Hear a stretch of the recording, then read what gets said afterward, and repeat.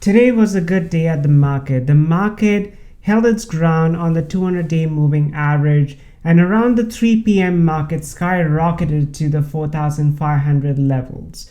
So if you ever wondered what exactly happened at this 4,500 level, why did the market stop rallying? So to understand that, let's look at the weekly chart. So as you can see in the weekly chart, this is the 20-day moving average line. That's the one in yellow. And as you can see, there is some resistance at this line. So this is where the market stopped. And the market's now deciding, should it actually break this and move upwards, or should it hold its ground and maybe just like lag around this level as well? So this is something that we could expect coming up this week. The market could either hold its ground, or it could then try to break it and move upwards. So more to come to understand how would this market react to touching the 20-day moving average line on the weekly charts.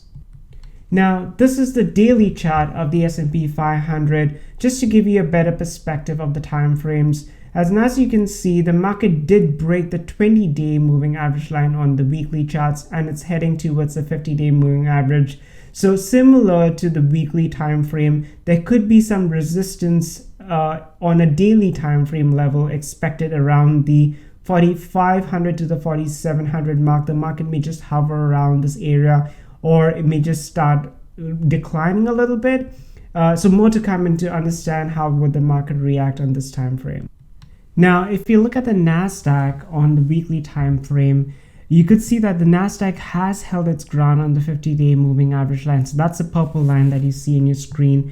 And it started to move higher. And so there is a lot more upward potential. So that means it's good news for if you've invested in the technology sector, there is more upward potential. And especially towards the 20-day moving average line, that's the yellow line that you see there. And once it touches it, then there could possibly be some reaction to the market once it touches closer to that time frame. The top gainers for today, Netflix went up 7% just today. And the reason for such a high increase in the stock price is because of the sudden drop that we saw after the earnings report came out. So Netflix did underperform in its earnings that came out for the Q1 of 2022. And since then, a lot of the investors that are trying to buy lows have started putting their money into the stock so that it could then ride the stock up. So if you do feel that you are interested in Netflix, there is a strong upward trend, especially until it touches either the 20-day moving average line or the 50-day moving average line before it will then decide what the upward trend is. So if you look at the weekly, just to give you a little more better perspective, it has held its ground on the 200-day moving average line. And that's generally one of the lowest that the markets would take Netflix, especially because it's such a good, strong stock. But it's also one of the weak stocks in the sector of technology. So I would say that there is some upward potential given the fact that it has fallen down so much, but I do not see it supersede all the other trending stocks, especially the high growth stocks in the same sector. So I would suggest that you probably could invest in Netflix since it's started to move in the upward direction, but I do see some kind of turbulence coming once it touches some of the key moving average lines. Another stock that did pretty well today was ExxonMobil, and my technical analytics for Exxon says that it's now already spiked up enough. It is close to reaching the previous high of 82. So I do foresee that if it touches 82, there would be a slight correction. So I would strongly suggest that you do not step into this stock right now. It is already overbought. If it was close to the 200-day moving average line, then yes, if you saw a breakout over the 65 mark, that could have been probably a good buy signal. But right now, I would strongly refrain from entering the stock unless it breaks the 82 mark and moves higher. And then yes, you could step into the stock. But right now, it's extremely risky and has a high loss potential. Another stock that did pretty well today was UPS, and UPS had good earnings that came out today, and you saw such a high spike in UPS.